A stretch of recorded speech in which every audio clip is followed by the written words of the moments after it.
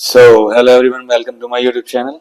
ये होने वाला है आपका मिडिवल हिस्ट्री का 6th पार्ट। और इसमें मुगल एम्पायर पूरा खत्म हो जाएगा, मुगल साम्राज्य पूरा खत्म हो जाएगा।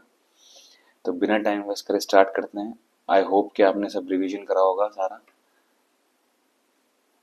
तो चलिए स्टार्ट करते हैं शाहजहाँ से। शाहजहाँ कौन? जहांगीर का बेटा, जिसे बोलते हैं हम खुर्रम। उसका नाम पूछा भी जाता है कि इसका असली नाम क्या है। खुर्रम। जहांगीर के बाद सिंहासन पर शाहजहाँ बैठा। जोधपुर के शासक मोटा राजा उदय सिंह की पुत्री जगत गोसाई के गर्भ से 5 जनवरी 1592 को खुर्रम यानी शाहजहाँ का जन्म लाहौर में हुआ। 1612 में खुर्रम का विवाह आसफ खां की पुत्री अर्जुमंद बानो बेगम से हुआ, जिसे शाहजहाँ ने मल्लिका ए जमानी की उपाधि प्रदान की। 7 जून 1631 में प्रसव पीड़ा के कारण उसकी मृत्यु हो गई। ठीक है, पेट में दर्द के कारण उसकी मृत्यु हो गई। 4 फरवरी 1628 को उसकी बीवी कौन थी? अर्जुमंद बानो बेगम। ठीक है, 4 फरवरी 1628 को शाहजहाँ आगरा में अब्बुल मुजफ्फर शहाबुद्दीन मोहम्मद साहिब किरण ईसानी की उपाधि प्राप्त कर कर सिंहासन पर बैठा। शाहजहाँ ने आसफ खां को वजीर पद पर महावत खां को खान खाना की उपाधि प्रदान की। इसने नूरजहां को 2 लाख रुपए प्रति वर्ष की पेंशन देकर लाहौर जाने दिया, जहां 1645 में उसकी मृत्यु हुई। नूरजहां कौन? मेहरुन्निसा। कौन? सॉरी, मेहरुन्निसा। कौन? इसका असली नाम क्या था? मेहरुन्निसा। किसकी? जहांगीर की वाइफ। पढ़ा था ना हमने। पहले किसकी बीवी थी? अलीकुली बेग की, जिसको शेर अफगान की उपाधि दी थी। किसने? जहांगीर ने। इसने अपने पिताजी की वो भी बनाई थी मस्जिद, इत्माद उद्दौला की मस्जिद, जिसमें पहली बार पितरतों का काम हुआ था। और इसके बारे में इसकी माँ कौन? असमत बेगम। कौन? असमत बेगम। इन्होंने ही सबसे पहले गुलाब से इत्र बनाया था। क्या बनाया था? गुलाब से इत्र। मैं रिवीजन करवा रहा हूँ आपका। गुलाब से इत्र। इत्र की स्पेलिंग होती है, इत्र बनाया था। ठीक, यहाँ पर लिखा हुआ कहीं।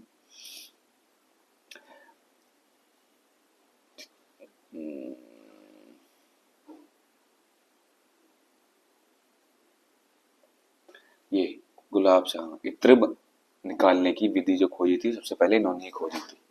ठीक, आगे बढ़ते हैं।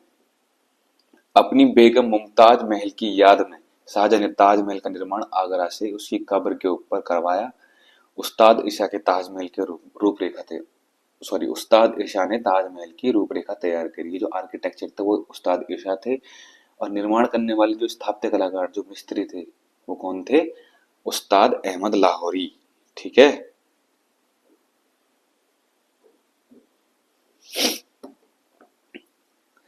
ठीक, और ये जो अर्जुमंद बानो बेगम है ना, यही है मुमताज महल।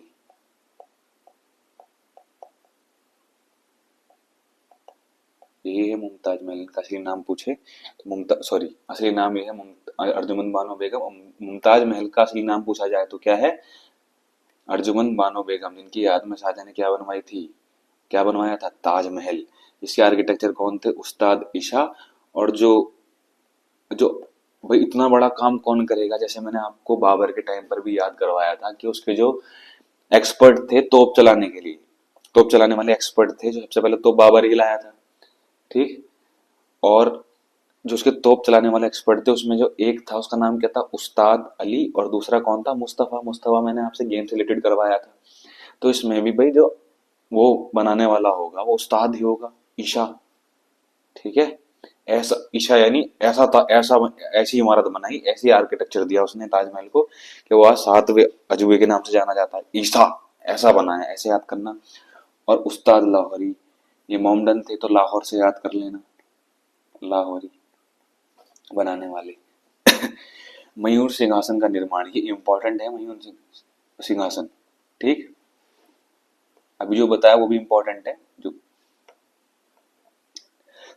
आर्किटेक्चर और जो उसके मिस्त्री थे, कंस्ट्रक्टर, शाहजहाँ ने करवाया था। पिकॉक, पिकॉक थ्रोन बोलते हैं इसे इंग्लिश में। ठीक है, ये पूछा जाता है।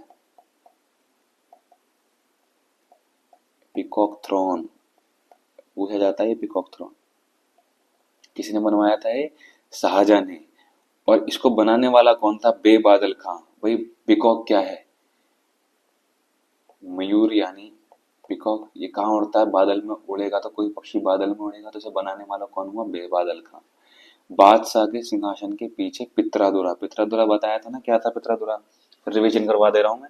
पित्रादुरा जो पत्थरों में नक्काशी करके उसमें एक्सपेंसिव एक्सपेंसिव स्टोन जड़े जाते हैं, चिपकाए जाते हैं, उसे बोलते हैं पित्रादुरा। पत्थरों में जो नक्काशी करी जाती है। जब भी तुम ताजमहल या लाल किला किसी भी एंशियंट मॉन्यूमेंट पर जाओगे तो वहां देखोगे तो पत्थरों पर नक्काशी की हुई डिजाइन बनाए होंगे, फूल वूल टाइप ऑफ काइंड ऑफ चीजें बनाई गई हैं उसमें। छोटे छोटे स्टोन थे, वो सब चुरा के ले गए, एक्सपेंसिव थे क्योंकि वो बहुत। ठीक, उसे बोलते हैं पित्रादुरा। पित्रादुरा जड़ाऊ काम की एक श्रृंखला बनाई गई थी जिससे पौराणिक यूनानी देवता आर्फियस को वीणा बजाते हुए चित्रित किया गया है। ठीक है, अभी इसमें कुछ भी इंपॉर्टेंट नहीं था। यहाँ पर क्या इंपॉर्टेंट था? सिर्फ पिकॉक थ्रोन, और पीकॉक थ्रोन को बनाने वाला बेबादल खां। पीकॉक थ्रोन किसने बनाया था?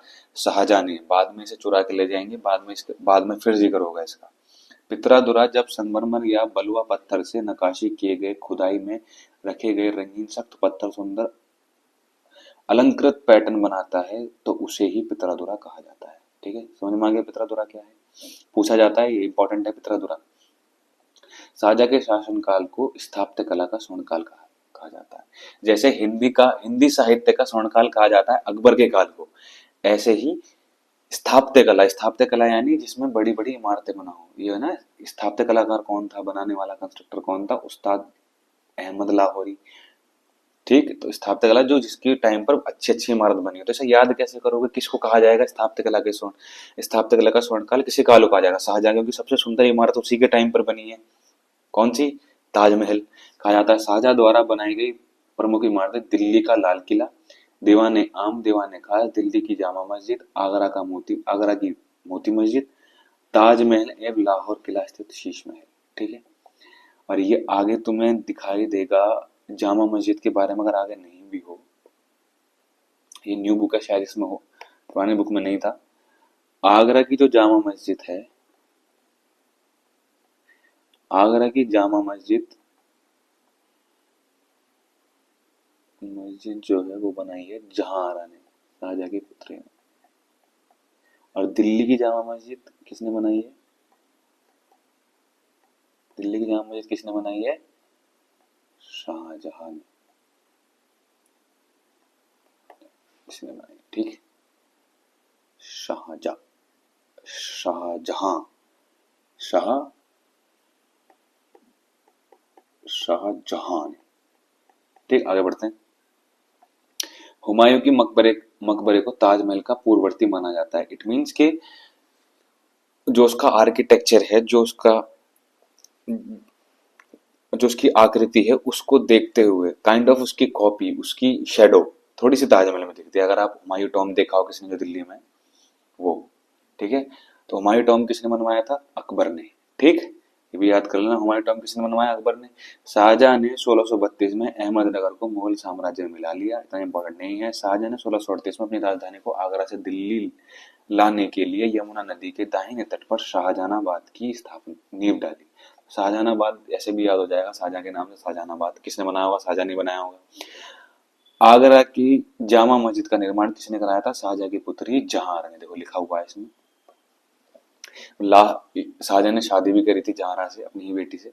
शाहजहां के दरबार में प्रमुख चित्रकार मोहम्मद फकीर, मीर हासिम थे। वे प्रमुख संस्कृत कवि वंशीधर मिश्र एवं हरिनारायण मित्र थे। ठीक, आगे बढ़ते हैं, इतना इंपॉर्टेंट नहीं है। शाहजहां ने संगीतक लाल खां को गुड़ समंदर की उपाधि एवं संगीतक जगन्नाथ, जो हिंदी का कवि भी था, को महाकवि राय की उपाधि से सम्मानित किया। जब आपको सब याद हो जाएगा ना इंपॉर्टेंट, उसके बाद ये आपको इस पर आना है, इनको याद करना है।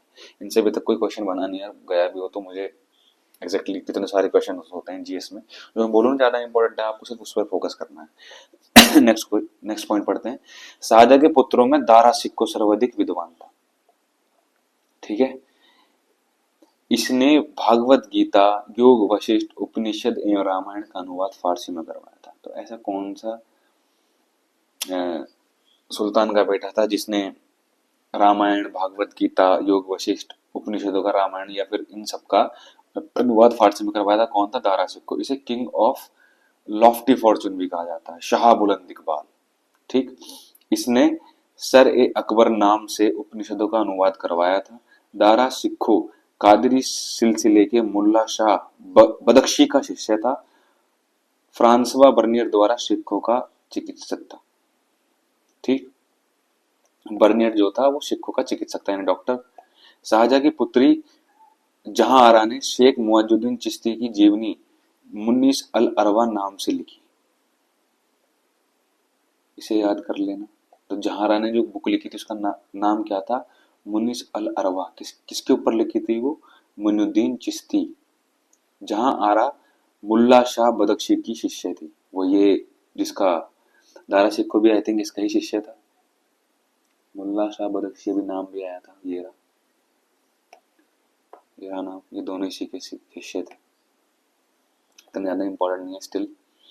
शाहजहां ने दिल्ली में एक कॉलेज का निर्माण एवं दारुल बका नाम कॉलेज की मरम्मत कराई। ठीक, इनके नाम से यही होते थे, दारुल हर्ब, दारुल वारुल करके, ऐसे ही इनकी दवाइयों का नाम भी ऐसे होता है। ठीक, अगर आप पढ़ेंगे, अगर आप इसके बारे में थोड़ा एक्सप्लोर करेंगे, दारुल हर्ब, दारुल पिशाच, ऐसे करके कुछ नाम होते हैं इनके। दारुल के कॉलेज अगर आप गूगल भी करेंगे तो नाम आएगा। ये किसने बनवाया था? शाहजहां ने। इतना इंपॉर्टेंट नहीं है स्टिल। आगे बढ़ते हैं। सितंबर 1657 में शाहजहां के गंभीर रूप से बीमार पड़ने और मृत्यु की अफवाह फैलने के कारण उसके पुत्रों के बीच उत्तराधिकारी का युद्ध प्रारंभ हुआ। पॉलिटिक्स। इस समय शुजा बंगाल, मुराद गुजरात एवं औरंगजेब दक्कन में था। 15 अप्रैल 1658 में दारा एवं औरंगजेब के बीच धर्मकट का युद्ध हुआ। इस युद्ध में दारा की पराजय हुई। दारा यानी दारा सिक्खो। ठीक, तो वही है, कुर्सी की अपनी खुद की पावर है, किसी की नहीं होती है कुर्सी। बाप अपने बेटे को मरवा देगा, बेटा अपने बाप को मरवा देगा। This is a power of कुर्सी। ठीक है, जो किसी की नहीं हुई आज तक। ठीक, आगे बढ़ते हैं। फिर अब इन दोनों के बीच में लड़ाई होती रहेंगी।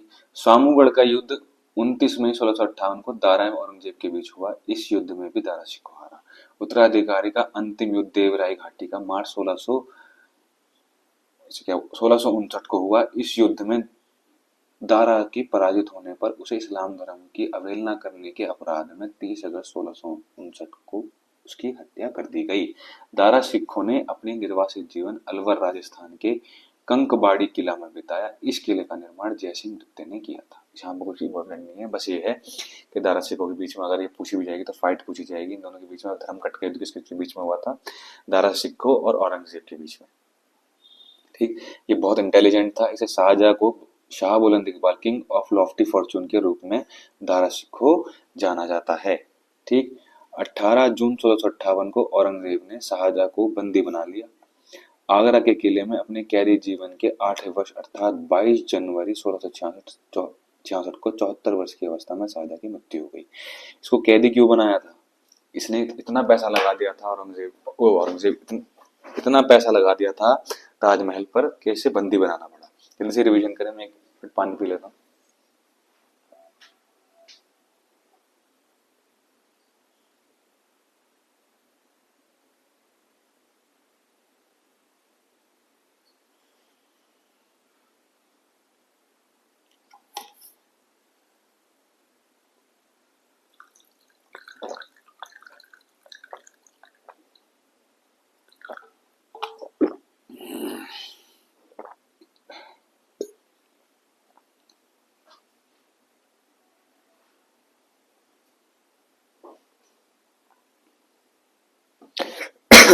आगे बढ़ते हैं।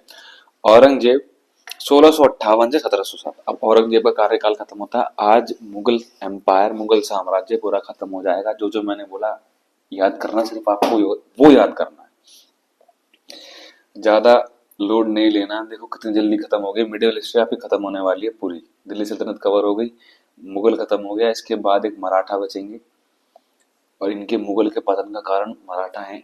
50% से ज्यादा उन्हीं का योगदान है इनको खत्म करने में, मुगल्स को। मराठा के बाद आपकी मॉडर्न हिस्ट्री स्टार्ट होगी, पर उससे पहले या तो मैं इसके बाद मॉडर्न हिस्ट्री स्टार्ट कराऊंगा या फिर एंशियंट। ठीक, देखते हैं जो भी है, अभी पहले यहाँ इस पर ध्यान देते हैं। औरंगजेब का जन्म 24 अक्टूबर 1618 को दोहाद गुजरात नामक स्थान पर हुआ। औरंगजेब के बचपन का अधिकांश समय नूरजहां के पास बीता। नूरजहां कौन? वही मेहरुनिसा नूरजहां, या फिर क्या बोला, जहां आरा के नाम से, जहां आरा तो कोई और थी। नूरजहां ने जहांगीर ने क्या नाम दिया था नूरजहां को? नूरजहां को या फिर मेहरुनिसा? नूरजहां, हाँ नूरजहां ही था, या शायद से कुछ और भी था।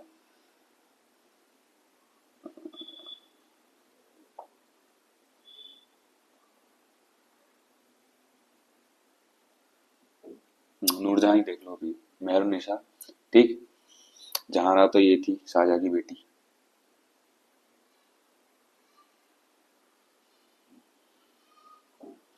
आगे बढ़ते हैं।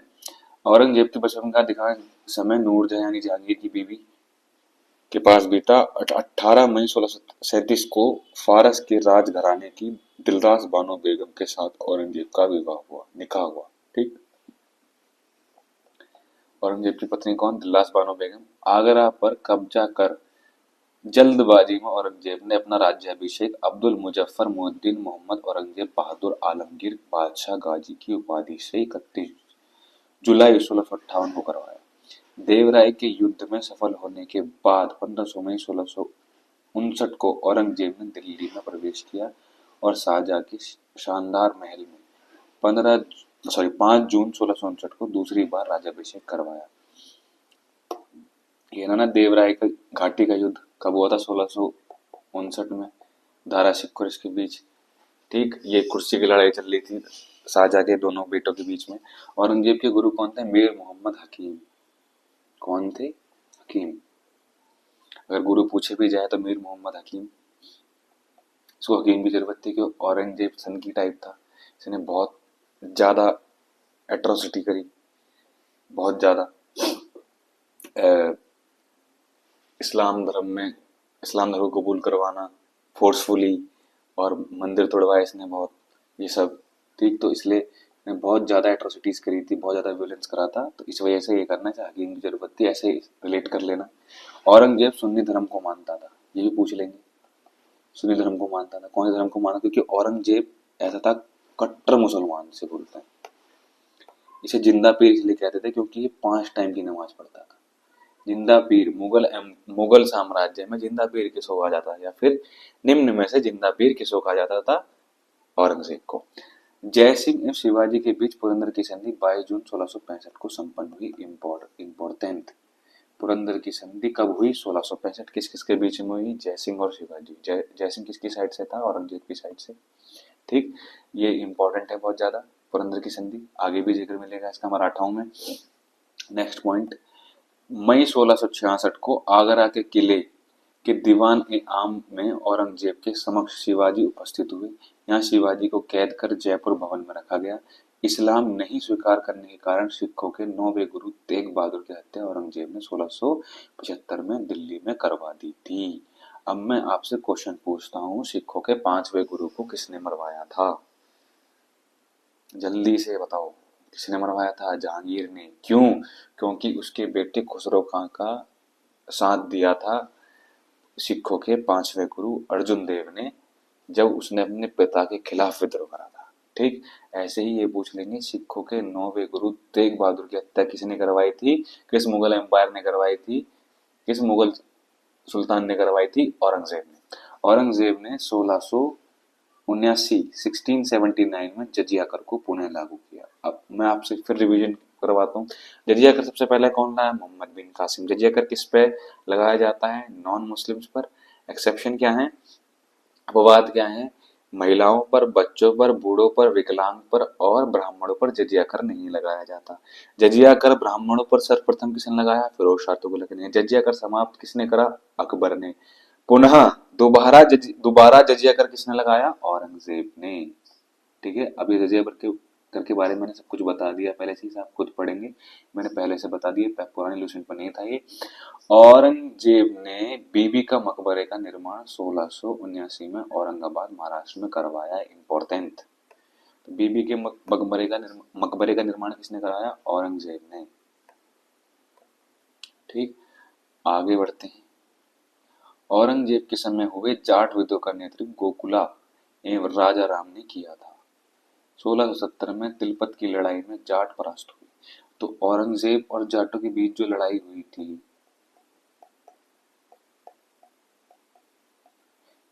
कौन सी लड़ाई थी? वो तिलपत की लड़ाई थी, वो तिलपत। अच्छा, पूछा नहीं गया, स्टिल आपको याद कर लो इसको। गोकुला की मौत के घाट उतार दिया गया, पूछा भी गया होगा तो आपको याद कर लेना है, बस इसे इंपॉर्टेंट लगा लो, ये पूछ सकते हैं। तिलपत की लड़ाई किस किस के बीच में हुई थी? औरंगजेब और जाटों के विरुद्ध। नेतृत्व किसने किया था जाटों का? गोकुला और राजा राम ने। गोकुला को मौत के घाट उतार दिया गया। इसके बावजूद जाटों ने 1685 में राजा राम के नेतृत्व में पुनः विद्रोह किया। इन जाटों ने सिकंदरा में स्थित अकबर के मकबरे को भी लूटा। भरतपुर राजवंश की नींव औरंगजेब के शासनकाल में जाट नेता एवं राजा राम के भतीजे चूड़ामन ने डाली। ठीक, भरतपुर राजवंश इंपॉर्टेंट लगा लेना इसे। चूड़ामन आप अपने आप में इंपॉर्टेंट नाम है। ठीक, नेक्स्ट पॉइंट। 1686 में बीजापुर एवं 1687 में गोलकुंडा को औरंगजेब ने मुगल साम्राज्य में मिला लिया। अब गोलकुंडा की स्थापना किसने करी थी? फिर से मैं आपसे क्वेश्चन पूछता हूँ, किसने करी थी? क्या ट्रिक बताई थी मैंने? गोलकुंडा की स्थापना किसने करी थी? गोल यानी कुतुब मीनार, कुली कुतुब शाह, कुली कुतुब शाह। और बीजापुरी किसने करी थी? मैंने बताया था ना, यूसुफ एक नंबर का बीज आदमी, ऐसे याद कर लेना, यूसुफ आदिल। ठीक है, और बाकी जितने भी वो थे राज्य या फिर संस्थापक थे, आपस में रिलेट करते हैं उनके नाम, वैसे वह याद करवाए थे मैंने। अब नेक्स्ट पॉइंट पढ़ते हैं। मदन्ना एवं अकन्ना नामक ब्राह्मणों का संबंध गोलकुंडा के शासक अब्दुल हसन से था। आगे बढ़ते हैं। औरंगजेब के समय हिंदू मनसबदारों की संख्या लगभग 337 थी, जो अन्य मुगल सम्राटों की तुलना में अधिक।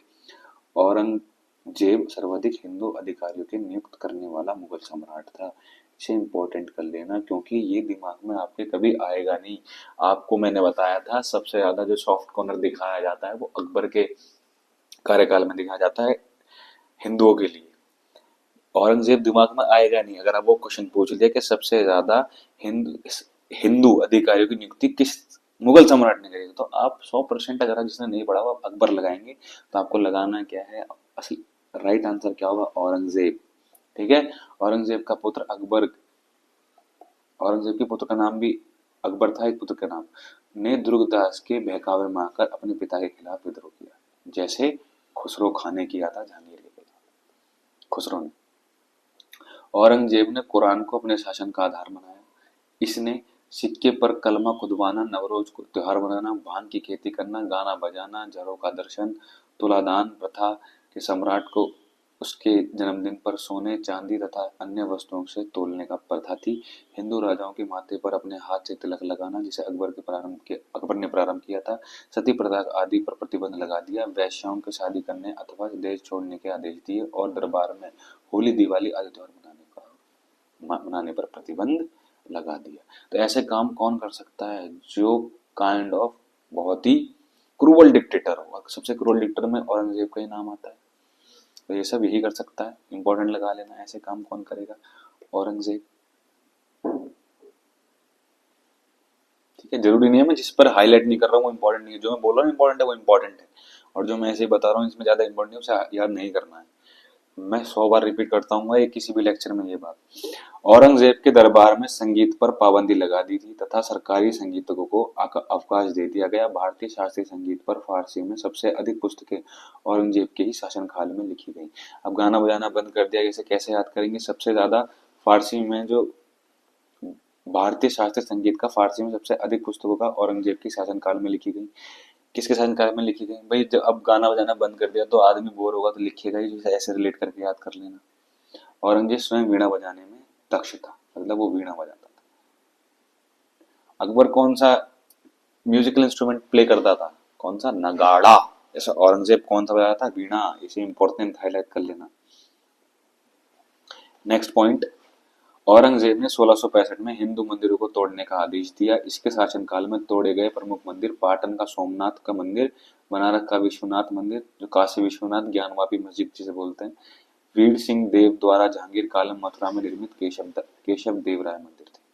ठीक है, आगे नेक्स्ट पॉइंट इंपॉर्टेंट कर लेना इसे, इसके किसने तोड़वाए थे सब मंदिर, टेम्पल्स जो है हमारे हिंदू टेम्पल्स। आगे बढ़ते हैं। औरंगजेब की मृत्यु 20 फरवरी 1707 को ही इसे खुलादाबाद, जो अब रोजा कहलाता है, में दफनाया गया। औरंगजेब के समय सूबों की संख्या 20 थी। ठीक, जैसे सबकी कब्र याद करनी है आपको। अकबर को कहाँ दफनाया गया था पता है कुछ? अकबर को आई थिंक शहादरा, शेरशाह सूरी को सासाराम में, बाबर को पहले आगरा के आराम बाग में, देन काबुल में, जहांगीर को आई थिंक जहांगीर को कहाँ दफनाया गया, देखो जहांगीर को कहाँ दफनाया गया, मैं भी भूल गया। जहांगीर की कब्र कहाँ पर है, जल्दी देखो।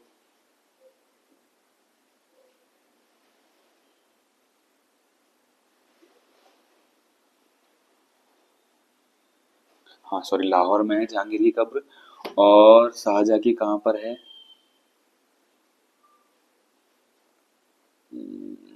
शाहजहाँ की कब्र कहाँ पर है, आई थिंक इसकी भी शाहदरा में है। शाहजहाँ की कब्र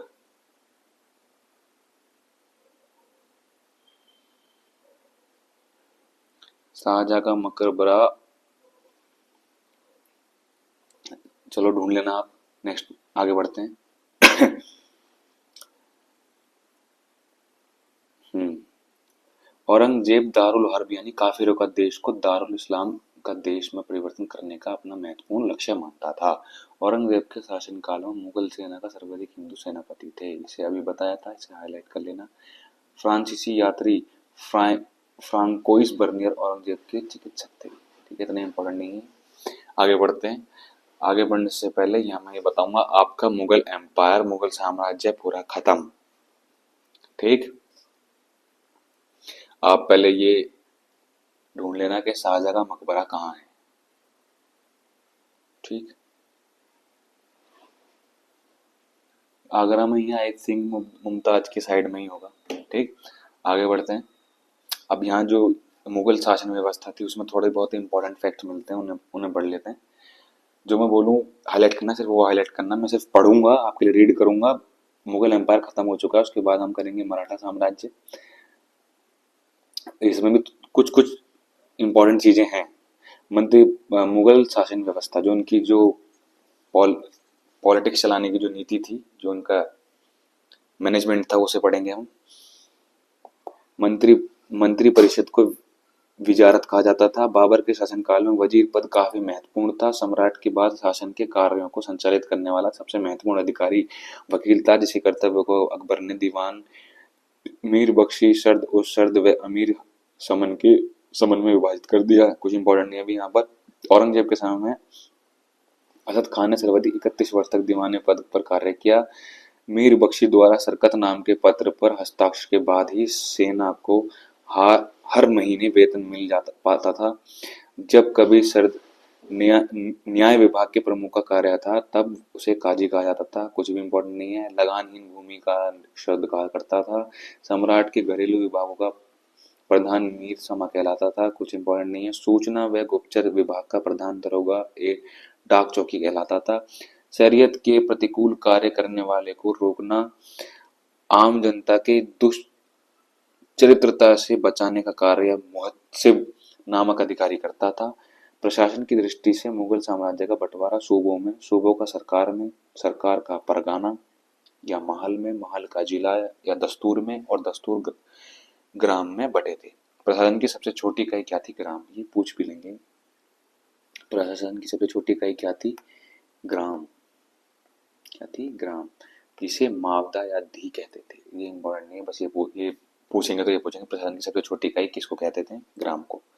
मावदा के अंतर्गत छोटी छोटी बस्तियों को नागला कहा जाता था। अब देखो, इसे नहीं पढ़ना है आपको।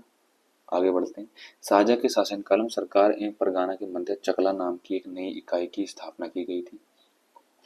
भूमि कर के विभाजन के आधार पर मुगल साम्राज्य की समस्त भूमि 3 वर्गों में विभाजित थी। खालसा भूमि, प्रत्यक्ष रूप से भाषा के नियंत्रण में, यानी कि गवर्नमेंट के अंदर। मैंने आपको बताया था खालसा भूमि को में सारी जमीन को खालसा भूमि में किसने परिवर्तन किया था? दिल्ली सल्तनत में अलाउद्दीन खिलजी ने।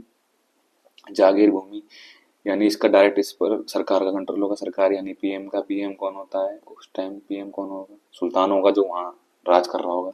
जागीर भूमि तनख्वाह के बदले दी जाने वाली भूमि। सैर्युलग मदद ए मास अनुदान में दी गई लगानहीन भूमि, इसे मिल्क भी कहा जाता था। कुछ इंपॉर्टेंट नहीं है। शेरशाह द्वारा भू राजस्व हेतु अपनाई जाने वाली पद्धति राय का उपयोग अकबर ने भी किया था। कुछ भी इंपॉर्टेंट नहीं है। अकबर के द्वारा करोड़ी नामक अधिकार नियुक्ति 1573 में की गई। इसे अपने क्षेत्र में 1 करोड़ दाम वसूल करना होता था। 1580 में अकबर ने देहसाला नाम की नवीन कर प्रणाली प्रारंभ की। इसे इंपॉर्टेंट लगा लेना। देहसाला नाम की टैक्स पॉलिसी कौन लाया था? अकबर।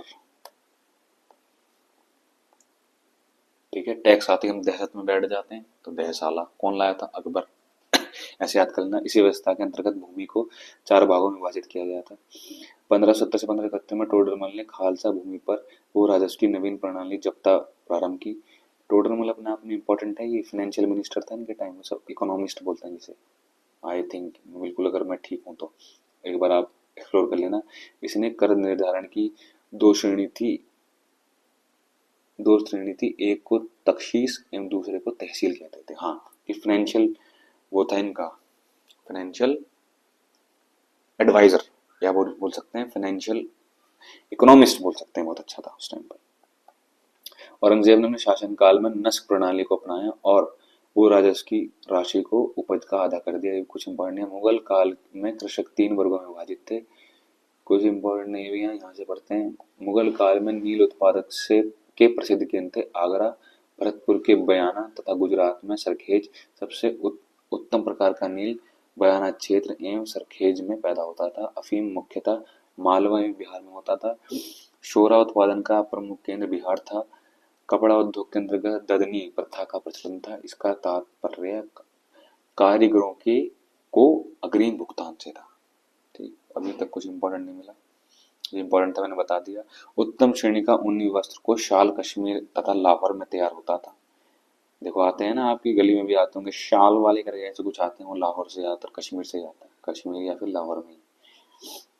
मुगल काल में रुपए की सर्वाधिक ढलाई औरंगजेब के समय हुई। ठीक, आना सिक्का का प्रचलन शाहजहां ने करवाया। इसे इंपॉर्टेंट कर लेना, करेंसी इंपॉर्टेंट होती है। जैसे इल्तुतमिश चलाया था तांबे का टका, चांदी का टका, तांबे का जीतल, और फिरोज शाह तुगलक ने चलाया था अद्दा और विक। ऐसे ही शाहजहां ने कौन सा चलवाया? उसके काल में नहीं लिखा पर यहाँ लिखा हुआ आना, ऐसा चलवाया था आना। जहांगीर ने अपने समय में सिक्कों पर अपनी आकृति बनवाई, साथ ही उस पर अपना एम नूरजहां का नामांकित करवाया। ले भैया, आशिक में चोर हो गया, छोरा जाट का। आगे बढ़ते हैं।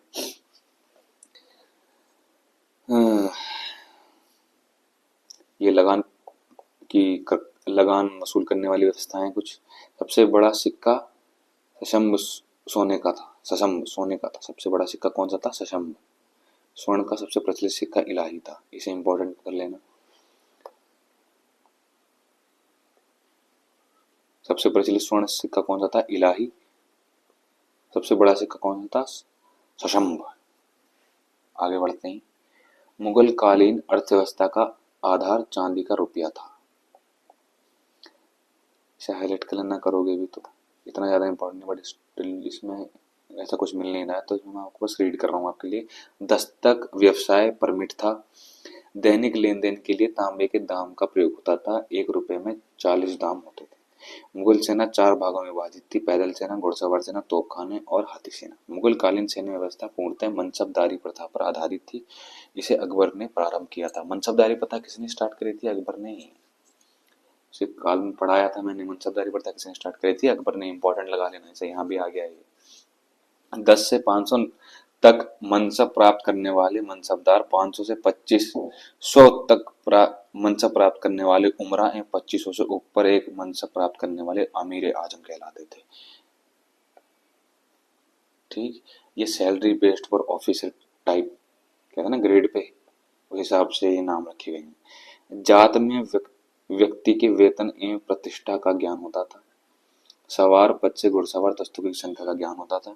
अकबर के शासनकाल में 29 से मनसबदार थे जो 29 ऐसे मनसबदार थे जो 5,000 जात की पदवी के थे। औरंगजेब के शासनकाल तक ऐसे मनसबदारों की संख्या 79 यानी 79 थी। 89, 80, हाँ 89 बोलते हैं इसको। जहांगीर ने सवार पद में 2 अस्पा एवं सी अस्पा की व्यवस्था सर्वप्रथम यह महाबत खां को दिया था। कुछ इंपॉर्टेंट नहीं है। मनसबदारों के अलावा खुद मुगल शाहजहां भी फूटकर घुड़सवार रखते थे जिन्हें ऐदी कहा जाता था। ऐदियों को भद्र घुड़सवार कहा गया है और उनके वेतन दूसरे घुड़सवारों से काफी ज्यादा होते थे। ये बहुत ही विश्वस्त सैन्य दल के सदस्य होते थे। उनकी भर्ती विश्वस्त यानी हाँ उनकी भर्ती स्वयं शाहजहां किया करते थे और उनकी हाजिरी लेने के लिए अलग अधिकारी होते थे। ऐदी 5-5 घोड़े भी रखते थे, लेकिन कुछ ऐसे ऐदी भी थे जिनमें से 2 एक ही घोड़े में हिस्सेदारी करते थे। ऐदियों के कर्तव्य बहुमुखी होते थे, मतलब मल्टीपर्पज मल्टीटास्किंग होते थे। शाही कार्यालय के अधिकतर मुंशी, दरबार के चित्रकार और शाही कारखानों के फोरमैन इसी सैन्य दल से चुने जाते थे। मुगल साम्राज्य खत्म, फिनिश। ठीक है, इसमें कुछ इंपॉर्टेंट जो इंपॉर्टेंट था मैंने हाईलाइट करवा दिया। बाकी आपका मुगल एम्पायर यही औरंगजेब पर खत्म हो गया था। Tata bye bye. आप इसका बार बार रिवीजन करें, लूसेंट पढ़ लें। लूसेंट के बाद इन फ्यूचर जब लूसेंट में पूरी कंप्लीट करवा दूंगा उसके बाद मैं आपको नोट से पढ़ाऊंगा। अभी जो लूसेंट पढ़ रहे हैं लूसेंट पढ़ें। लूसेंट कंप्लीट करने के बाद जब आप इसको लूसेंट को 10 बार, 20 बार, 30 बार, 50 बार, जितनी बार हो सकता है, how many times you can revise it, जितनी बार भी तुम रिवाइज कर सकते हो उतनी बार रिवाइज करो एग्जाम से पहले। अगर 1000 बार भी कर सकते हो 1000 बार भी करो। रिवीजन जितना करते हो उतना कम होता है। उसके बाद आप प्रीवियस ईयर क्वेश्चन पेपर लगवाना। कोई भी प्रीवियस ईयर क्वेश्चन की बुक ले लेना, एमसीक्यू की, ऑब्जेक्टिव, उसे लगाना, आपकी जीएस तैयार। फिर आपको कोई चिंता करने की जरूरत नहीं है। Bye bye, thank you. अगले लेक्चर में मिलते हैं। मैं आपको मराठा साम्राज्य पढ़ाऊंगा। Bye bye.